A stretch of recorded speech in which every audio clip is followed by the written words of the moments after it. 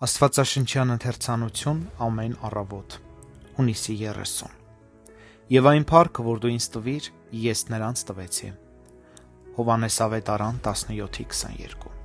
Ուշադրություն դարձրեք Տեր Հիսուսի անսահմանափակ առատաձեռնությանը, որը տվեց մեզ այն ամենը, ինչ պատկանում էր իրեն։ Թեև նրա կարողության 1/10 մասը բավական է հրեշտակների բազմությանն անհավատալիորեն հարստացնելու համար։ Նա չբավարարվեց, մինչև չտվեց մեզ ամենն, ինչ ուներ։ Մենք հրաշալի շնորհքի կտիրապետեինք, եթե նա մեզ թույլ տար սնվել իր սեղանի լիության փշրանքներով։ Սակայն ոչինչ կիսած չանող Հիսուսը մեզ նստեցնում է իր կողքին և կիսում մեզ հետ իր առատությունը։ Եթե նա մեզ հատկացներ իր արքայական գանձարաններից մի փոքր մաս, մենք բոլոր հիմքերը կունենայինք հավիտյան սիրելու նրան։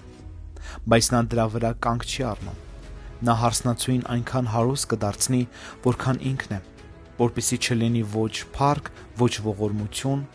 որ նա չժառանգի։ Նա չհանգստացավ, մինչև մեզ չդարձրեց ժառանգակիցներ, որպեսզի մենք լիիրավ կերպով տիրապետենք իր ողջ սեփականությունը։ Իր բոլոր գանձերը նա տվել է եկեղեցուն, կիսելով դրանք իր արյունով փրկվածների հետ։ Նրա թագավորությունում չկա գեթ մի օթևան, որ պատրաստված չլինի Աստծո ժողովրդի համար։ Նա նրանց կատարյալ ազատություն տալիս վերցնելու ամենն, ինչ անհրաժեշտ է անարգել, օգտվելու բոլոր գանձերից, որ մենք իզորու ենք տանելու։ Նրա լիության աննկարագրելի լիառատությունը հասանելի է յուրաքանչյուր հավատացյալի ճիշտ այնպես, ինչպես շրջակա օդը։ Քրիստոսը սիրոյի ու շնորհքի կուժը մոտեցրել է քրիստոնյայի շուրթերին, կարգադրելով խմել դրանից հավիտյան։ Մենք կարող ենք խմել, բայց դրա պարունակությունը երբեք չի վերջանա։ Մենք կարող ենք խմել որքան ցանկանանք,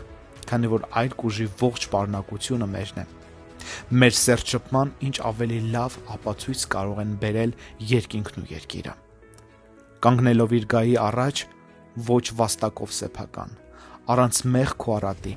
ու փառքի մեջ հավիտյան, վերջապես կհասկանամ, որքանն եմ իրեն պարտական։